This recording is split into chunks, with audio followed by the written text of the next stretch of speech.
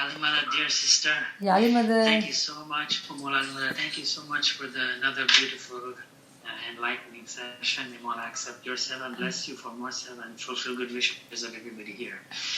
The question that I have, because you alluded to Maryam and how this spirit was breathed into her, and then the Jesus was born. So, in my I'll see. I feel that Allah has power over all things. So my question is, did Jesus have a physical father? Allah can do anything. So He wants somebody to be born without a father, and that way. So very simple answer, Anif. You are absolutely right. When Mawla wants to do anything, He has no limits. He knows no boundaries. But it's all in the batin. Physically, He does not change the laws of physical life.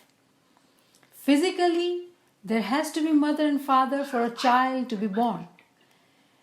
If you were to take that same thing, actually in Quran, whatever it talks about in that verse that protected her chastity, and then this soul was breathed into her, and then Jesus was there too. In her batin, her Isme Azam was Isa. So Imam Sultan Muhammad Shah has actually explained it. If we were to understand, Imam has said that tum hamare noor ko paal pos kar bada karo. And actually in one of the Gujarati session, I have shared this farman. In Baitul Khayal farman, Mawla says this, meaning that this supreme name, Isme Azam, is like a child given to us. So let's say if, just example for learning sake, if Isme Azam is Ya Ali, and Ya Ali right now is nobody, we do not know who's Ya Ali, okay? We do not recognize Ya Ali in the batin. If we were to truly do the ibadat the way it is ought to be done, that Ali will appear to us. But it all happens in the world of spirituality, in subtlety, not physically.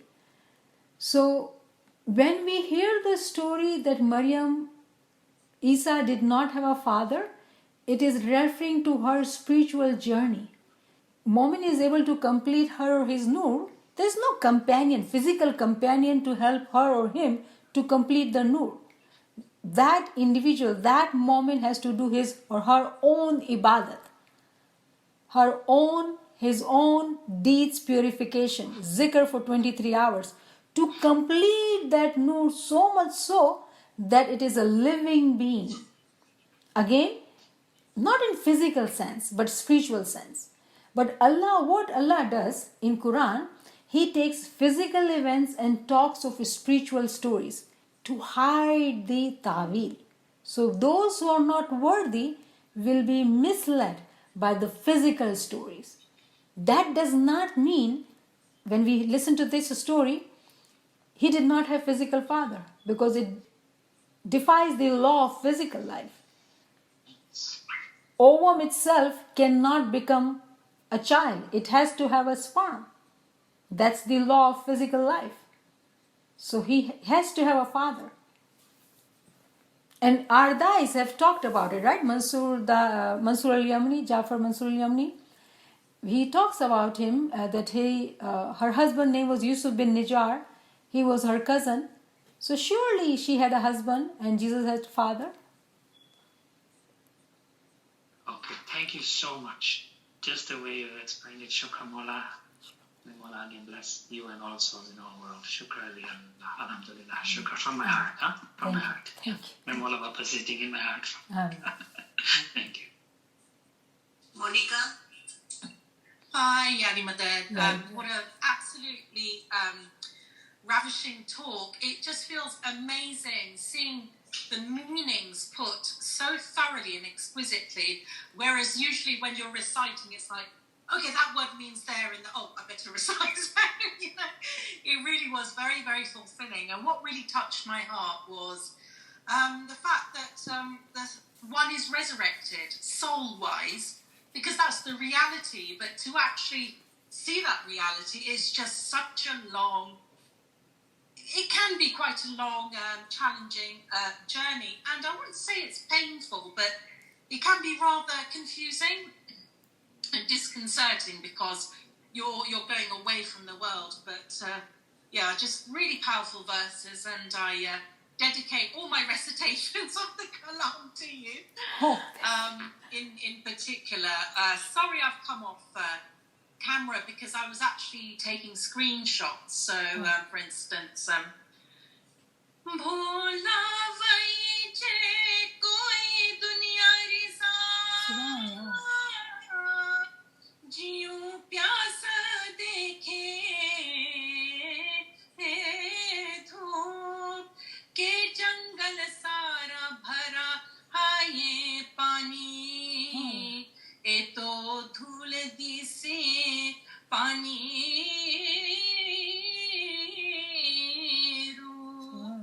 I'll just stick to those two lines. Subhanallah, Subhanallah. Monica, I would love to have recorded Kalam Mawla in your voice. Subhanallah. Ameen, inshallah, one day, yeah. Oh, Yarima, that Z and Faiza and NIAMAT CHANDANI. First and foremost, I just wanted to thank you three in terms of just an absolutely magnificent presentation. I found it exceptionally enlightening, physically and spiritually. Like, it was so intense. And I just want to say, and for that, may you all, including my brothers and sisters, be blessed with immense barakat every second of your life, whether it be spiritually, emotionally, financially, materially. You guys were magnificent. And my sister that just recited the verse, NIAMAT, I have to be honest with you, because sometimes on this, I thought it was you singing it. So she was phenomenal. And then I'm after her. So she was excellent. There's quite a number of my colleagues and friends that joined after. And what I wanted to ask you very quickly is that Kalam Mawla, I mean, exactly what my sister said before is that, you hear it, and then I get your interpretation. But if you were to summarize it in terms of taking the Kalam Mawla from a din dunyawi perspective, and you briefly talked about this, we're in the middle of a pandemic, a crisis that, for many people has torn them apart. For many people, from a Batuni perspective, even Zahiri perspective, it has connected their brothers and sisters, like you all, over digital media, and it's been empowering. It's been amazing. But if you were to summarize it, I don't know if you understand my question, but if you were to summarize the benefits of Kalam Mawla from a din or dunyavi perspective, from a closed note perspective, to those that have joined a bit later in referring to the pandemic, what would you say to us? Thank you. It's a very broad question, but actually, yes, I can say it. Kalam Mawla, when we read Kalam Mawla, it appears very simple and very physical advices. But in reality, Kalam Mawla is so in depth that today, when we are sitting in the time of Qiyamah, and the principles, blessings which we are witnessing in today's time actually are mentioned in Kalam Mawla. But one has to study it in depth to understand Kalam Mawla. Kalam Mawla appears simple, but actually it is not. When we read Kalam Mawla, it appears harsh too. It is very straightforward advices. And that's why, to some extent, it has been pushed away in our Jamaati Kiryas. If you were to notice, very rarely we read it in specific occasions because we think it's related to that time only, when somebody is dying. But actually, it talks about felicitations too, but we don't understand it. So relating it to COVID time, which is the time of Qiyamah, it is the time of Tawilat. This is the time we need to take Kalam Mawla and really dive into it to understand that given this physical calamity we are in, destruction, disease, and so many sorrows, but within that there is a huge message and a blessing of Qiyamah. And one of the blessing is this, that we are sitting and talking like that. if we were to take Kalam Mawla and really study it and look into the tawilat, which are coming out for us today in the time of Qiyamah related to Kalam Mawla, our mind is going to go, blown away.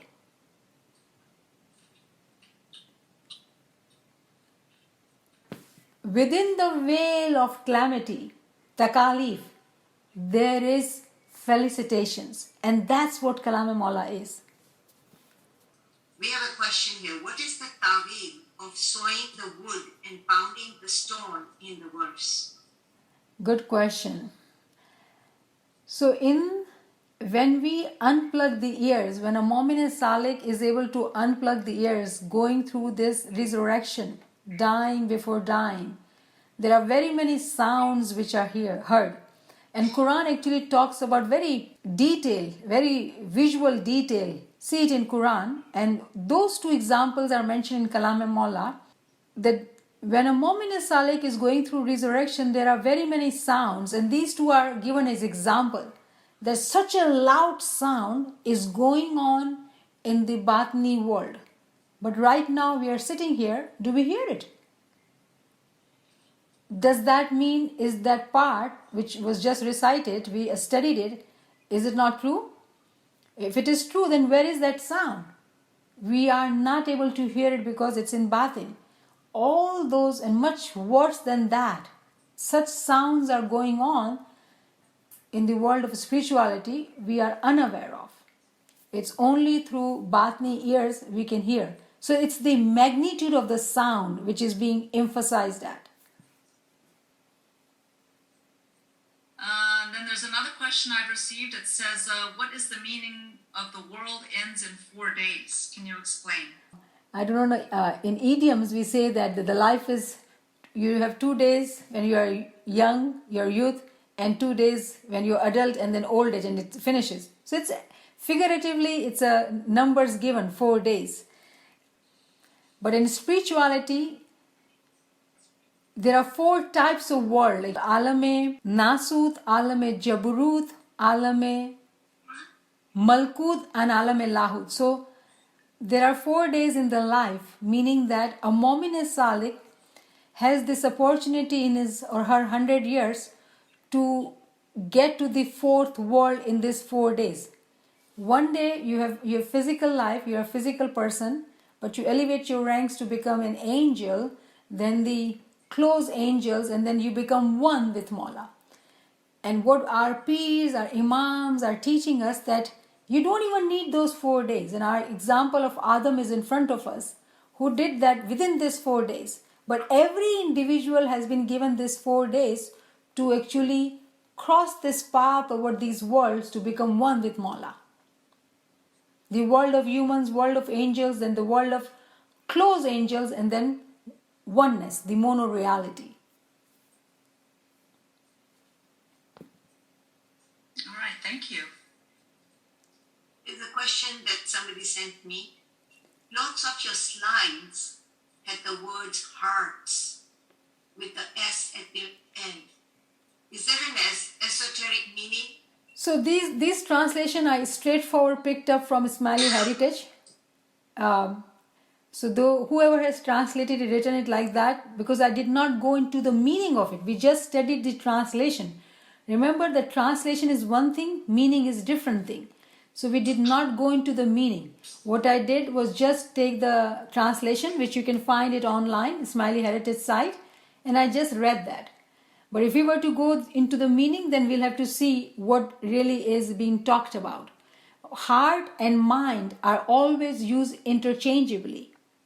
The Kalam Mawla that we listened to in JK is in Gujarati. Who composed this? Was it the peers who wrote and translated it from Mawla Ali? And is it the same as the Arabic version you read out in your first slides? So, Kalam Mawla Ali's sermons are given in Nahjul Balagha. The English version is Peak of Eloquence. And there is one of the Mu'min, Ismaili brother, who had taken the advices from the sermon and has written this. I do not know the name of this individual, but there is an article online which I had found long time ago. someone has done the research and it talked about it. It's the rhyming and the writing of it in the language of Indo-Pak was done by a Smiley Momin. So advices are of Mawla Ali, but the way it's now written, it's not written by Mawla Ali. This language did not exist at that time. If you hear it, those who know Gujarati, they'll be able to understand it. Gujarati, Urdu, Persian, it's all mixed actually. All right, thank you. There is a question. Please explain the similarity of the contradictory ferments of laughter made by both imams. So very simply put, very simply I would say, when one is laughing unconsciously, when they are not aware of their life at a spiritual level, at intellectual level, that laugh is in vain. You know, and Mawla says that you should be in your hearts. If you look at that farman critically, Mawla says that you should have this sorrow in your heart. You know, another farman of Baitul Khayal, Mawla says that Marifat ka gam dil mein bhar ke rakho. So in your heart, you keep this desire, this longing that you want to be one with the Imam. Then how would you laugh? Because you're missing someone so much so that it's giving you pain. The longing is so strong. You cannot laugh. But then in physical world, we do laugh. But a moment when he or she laughs in the physical world, because we are celebrating our Imamat Day, we are celebrating our Imam's birthday, we laugh. But in the heart, there is a consciousness, there is a conscious longing, there is a conscious pain, this sorrow that I'm still not one with my Imam. That's what Mawla is talking about. That's wonderful. Can NIAMAT please explain why she said the two farmans are actually the same when Sultan Muhammad Shah said to weep and Shah Karim said happiness and laughter are okay? I think I answered just now. The same thing, right? Yeah, of course. It's the same thing actually. Mawla, both the farmans are same, but if we do not understand it, surely they seem different. They seem, oh my God. Some people say Sultan Muhammad Shah's farman are very strict.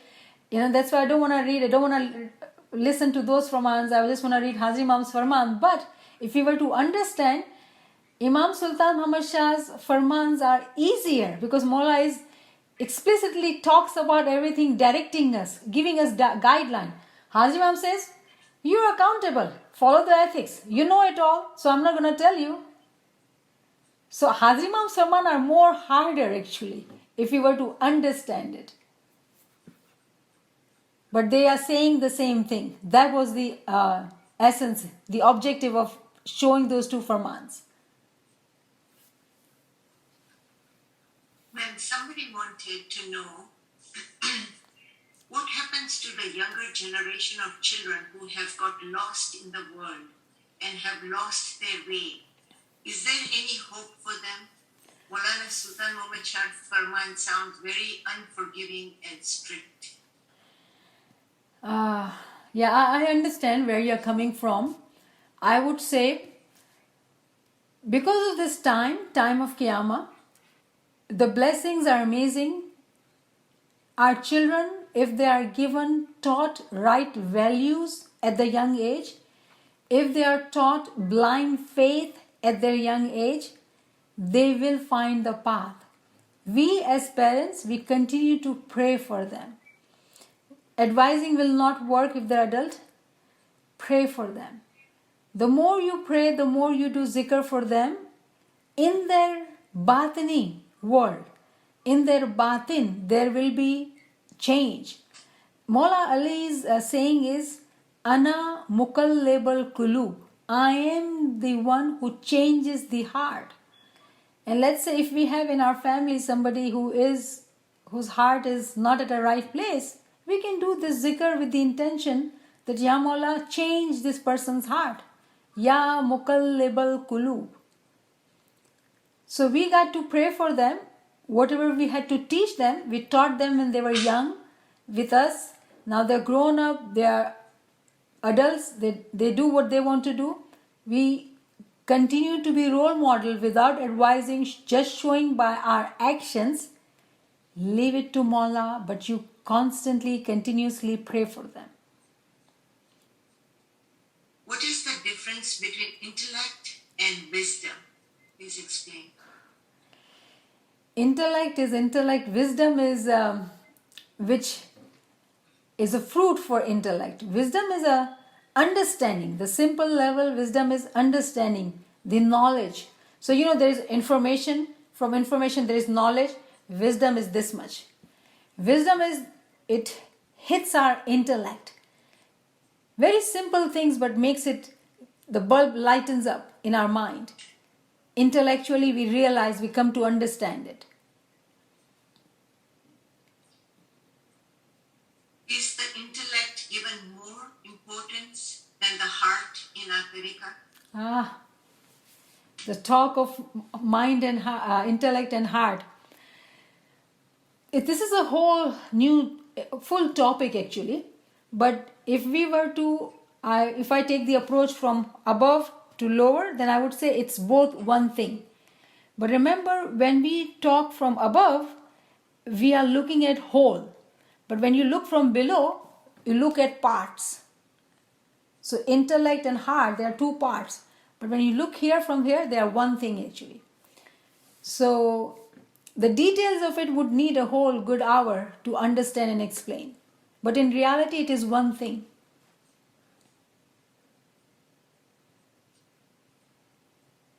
Any comments on Das Avatar from Deen and Dunya? So, remember, Das Avatar concept is from our Hindu mythology. So, I would like to say that we can go back to Hindu books. Yes, our peers have mentioned it. And if you just take the Ginan Momin Chetamni, which has so many parts, hundreds and hundreds, towards the end, Peer concludes and says it's all about Prophet Muhammad and Ali's Noor. So if we focus on the essence of Ali's Noor and read the Tanzil and the Ta'wil from the Quran, we will have what our intellect needs. All the question will die down if we were to give logic to our mind, our intellect. I do not want to say that this means that, because it will be not doing justice to these concepts. So Das Avatar is a concept. Daswaं Avatar as per se, it talks about time of Qiyamah, which is today. It's time of Qiyamah. How about we understand the time of Qiyamah? Quran. Believe me, all those questions which you have from there will be answered. I guarantee that if you were to stay present and learn the fresh knowledge which are coming. Ilm, which develops love, or is it love that guides us to seek ilm? And is love which inclines us to do the good actions, or is it love due to which we practice good actions? What comes first in the spiritual progress? Subhanallah. How about I share my lecture of this week only, in which we talked about love in detail. How about you listen to that lecture, and if you have that question, like follow-up questions, I would be happy to take.